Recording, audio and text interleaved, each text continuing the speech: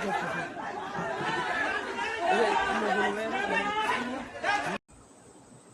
আলাইকুম। নতুন ভিডিওতে সবাইকে স্বাগতম। হরিণ শিকারের দণ্ডমালা দেখেন। বন আইন 1927 সাল অনুযায়ী হরিণ শিকার করলে 5 বছরের সাজা সর্বোচ্চ এবং 5 বছরের সাজা হবে এবং নগদ 50,000 টাকা অর্থদণ্ড হবে।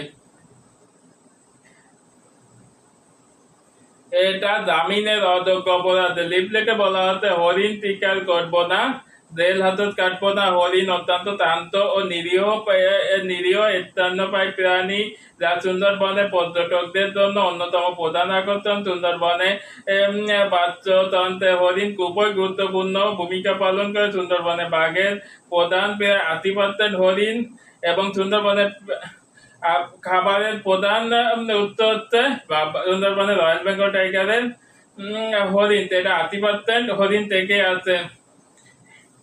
আর সুন্দরবনে প্রধান প্রায় রয়েছে 1,41,000 প্রায় 1,41,000টি হরিণ রয়েছে। হরিণের প্রিয় খাবার হচ্ছে কেওড়া পাতা। বিদায় কেওড়া বনে হরিণ বেশি দেখা যায়। সুন্দরবনে পর্যাপ্ত হরিণ না থাকায় বাঘ কার্যের করে লোকালয় এতে মানুষ ও গৃহপালিত প্রাণীর ক্ষতি করতে পারে।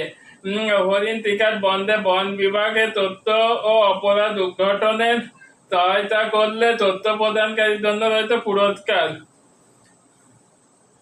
হরিণ শিকার, হত্যা ও হরিণের মাংস পরিবহন, ক্রয় বিক্রয়, খাওয়া আইনগত নিষিদ্ধ, দণ্ডনীয় অপরাধ এবং হারাম।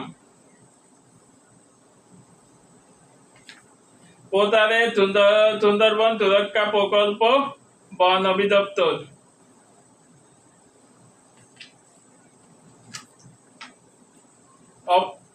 অপরাধ সংগঠন উদ্ভাগত তথ্য প্রদানকারীর জন্য রয়েছে পুরস্কার। সরকারের বন্যপ্রাণী অপরাধ নিয়ন্ত্রক ও জনগণের সম্পৃক্ততা করার জন্য অপরাধ উদ্ঘাটনের জন্য তথ্য প্রদানকারীকে পুরস্কার প্রদান করতে জীবনের ঝুঁকি ও ভৌতিক কারণে তথ্য প্রদানকারী পরিচালিত সকল তথ্যের গোপনীয়তা বজায় রাখা হয় এবং অপরাধ উদ্ঘাটনে তথ্য প্রদানকারী পুরস্কার বিধিমালা 2020 অনুযায়ী তথ্য নিম্নোক্ত পুরস্কার রয়েছে।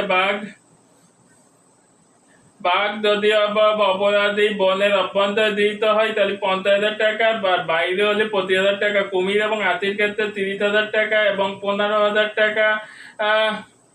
বনের ভিতরে হলে 30,000 টাকা, বাইরে 15,000 টাকা। হরিণ বনের ভিতরে হলে 20,000 টাকা, বাইরে হলে 10,000 টাকা। কর্তব্য চাপ বনের ভিতরে 15,000 টাকা এবং বাইরে 10,000 টাকা। পাখি ও অন্যান্য প্রাণীর ক্ষেত্রে বনের ভিতরে 10,000 টাকা, বাইরে 8,000 টাকা। আর্থিক পুরস্কার তথ্যাবলী তথ্য প্রদানকারীর নিকট হতে প্রাপ্ত হতে ভিত্তিতে বন্য অপরাধ সংগঠন করা সম্ভব হলে প্রথমে অপরাধ উদ্ঘাটন করা না গেলে পরবর্তীতে আলামত অপরাধীদের আটক করা সম্ভব হলে, অপরাধী শনাক্ত হলে অপরাধী সংগঠনে আটক ও বন্য প্রাণী উদ্ধার করা সম্ভব না হলে তথ্য প্রদানকে আর্থিক পুরস্কার প্রদান করা হবে না।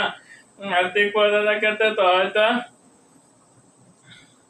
প্রদত্ত তথ্য যদি পূর্বে প্রকাশিত হয়ে থাকে, কোনো তথ্য যদি বেনামে প্রদান করা হয়ে থাকে, অযোগ্যতা হবে। তথ্য প্রদানকারী যদি নিজে এই অপরাধে জড়িত থাকেন। 2020-21 থেকে 2022-23 পর্যন্ত 3 বছর 74 জন তথ্য প্রদানকারীকে প্রায় 5,84,000 টাকা পুরস্কার করেছে বাংলাদেশ সরকার।